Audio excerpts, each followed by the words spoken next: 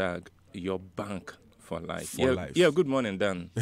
And how are you doing? I am blessed. Still recovering from Friday, but I'm blessed. Yes, and thank God that you don't dance in secret. I realize that there are people on the team who dance only in secret. They dance in their heads. That's it.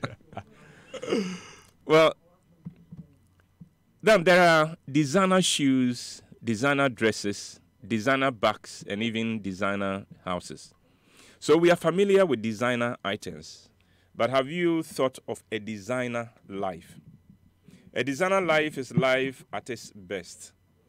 Jesus referred to the designer life when he said, quote, "I have come that they may have life and have it more abundantly," end of quote. Living life more abundantly is a designer life. So what are the features of a designer life? Here are a few.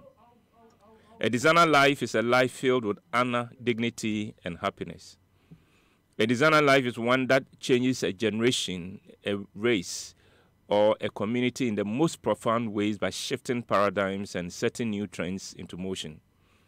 A designer life may not amass wealth and property, but his value to his generation is priceless because he enriches other lives. A designer life inspires others to live outstanding lives. A designer life leaves a legacy of godliness, service, and values that outlive him. A designer life is a life that knows what life is really all about. The good news is that just as a designer dress is available to anyone who really wants it, so is a designer life within reach of anyone who wants it. And here's how one can live a designer life. 1. To have a designer life, you must live with a purpose. Your life becomes a designer life when you recognize that you are no accident and that there is a purpose for your being born into the family into which you were born, and that there is a purpose to everything you have gone through, that there is a purpose to your talents and skill sets. And when on the back of that recognition, you seek to discover that purpose and to pursue it, then you have begun to live a designer life. 2. To have a designer life, you must live for a cause bigger than your personal narrow interests and concerns. The outstanding lives we celebrate were lived by people who lived for a cause much larger and bigger than themselves. In the pursuit of that cause, they often sacrificed themselves and their interests so they could devote themselves to that larger cause. Take people like Mother Teresa. Her life was not about herself. Her life was not about how much money she could make or how much property she could amass. Her life was about a cause much bigger than herself. Take Mahatma Gandhi. His life was not about growing his legal practice or pursuing personal political ambitions. He devoted his life to freeing his nation from colonial oppression and bondage. And then there is Nelson Mandela. If he had wanted to live an ordinary life, he could have obtained his freedom from prison much earlier and gone on to practice law and made money for himself. But he did not do that. He chose to tie his life to the bigger cause of the fight to end apartheid. Nelson Mandela's life became a designer life, and he became much larger than anyone of his generation. Those who seek designer lives are not interested in houses or fat bank accounts, even though if they chose to, they can make a lot of money. They instead devote themselves to causes larger than their individual lives, and so they transform their lives into extraordinary lives. 3. To have a designer life, you must learn to make the most of whatever you have, no matter how small or insignificant it may be. There are people who believe that an extraordinary life belongs only to the super intelligent and super gifted. The truth, however, is that a lot of those who live designer lives are not super endowed. They simply make the most of the little they have. When you resolve to have a designer life, it does not matter your level of intelligence or gifts. What matters is you dedicating the little you have to serve and live for a cause larger than yourself. 4.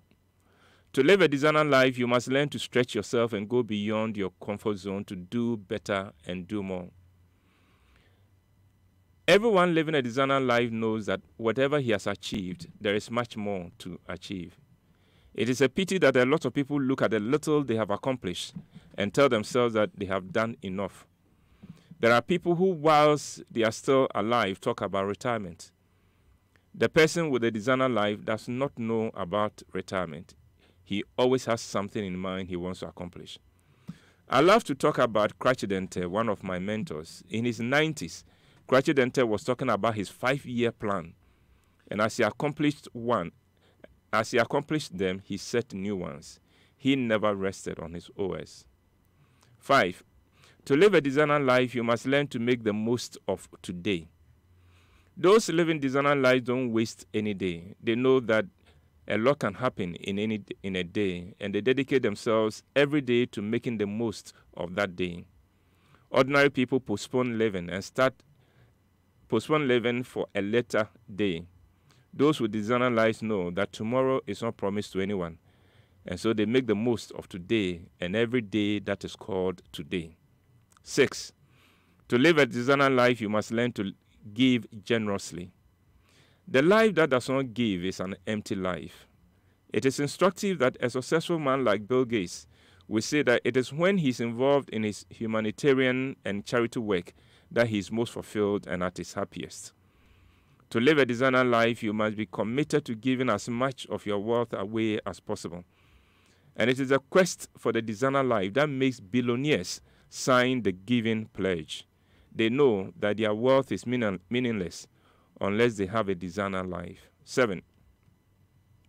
To live a designer life, you must never take refuge in excuses. The average person uses excuses to give himself permission not to accomplish anything. Ask the unproductive worker why he's not productive, and he will come up with excuses. He will say, oh, the work is too hard, or he does not have the tools for the work, or nobody has taught him how to do the work, and on and on. Ask a habitual latecomer to work why he's always late, and this is what you will get. I live far away. There's traffic on my road. The fact is, if you want excuses, you would always find them. 8. To live a designer life, you must be authentic and genuine. We are meant to be individuals, but unfortunately, too many of us are either wearing masks or are just carbon copies of other people. Those who live designer lives insist on being themselves at all times. 9. To live a designer life, you must have biblical values. The Bible is a manual for life, and those who want designer lives need to understand that the one who is a designer has given us the blueprint for how to make it possible. A life built on biblical values is what Jesus meant when he said, I came that they may have life and have it more abundantly. And finally, 10. To live a designer life, you must be a forgiver. The ability to forgive frees you to move on in life, no matter what setbacks you meet. And then those are the ways to achieve a designer life. People covet designer items with a passion. I hope that we would also pursue designer lives with even more devotion and more commitment. Thank you so much, Uncle Ebo. And whilst you were talking about designer life and repeating that expression, I kept thinking about how people treasure designers like, your Gucci's, your Louis Vuitton. Right. But if God himself has designed you, your life, that's even more quality than anything else. And you get in sync with that. There's nothing that compares with it. Thank you so much, Uncle Ebo. It's always a blessing hearing you. Oh, I should tell you something. Raymond said you guys did not give him enough space to dance, right? We didn't. Yes, that's what he's complaining. All right. For my one-man show, I have the whole stage to myself. So he can join you on stage. So he can join me. Raymond, be careful what you wish for. You just might get them. You just might get it. So you are invited to the one-man show, Uncle Ebo. That'll be the Quarter 3 production. Yeah, the Quarter 3 production. It opens to the public on the 1st of September. On the 1st of September. So he has a whole month and a few days. Yes, to prepare. ceteris paribus, I will not disappoint. It's not Clearly. about Latin expressions. So. It's about dancing shaku. Yo, you think dancing shaku is Latin expressions? I mean, clearly, We'll see. this is not a hurdle I cannot surmount. Many know my skills. They know how advanced it is. I just have to put in a lot. It's the crowd that is the problem. You know, I'm a very shy person. You are shy. You are talking right now to 4.5 million Ghanaians, and we are not sure if what you are saying is the truth. You are calling yourself shy. That may be the only, difficulty, but I think I have a lot of days to prepare, and I will not disappoint at all. So if we can keep people out of the theater, then you can dance. More likely.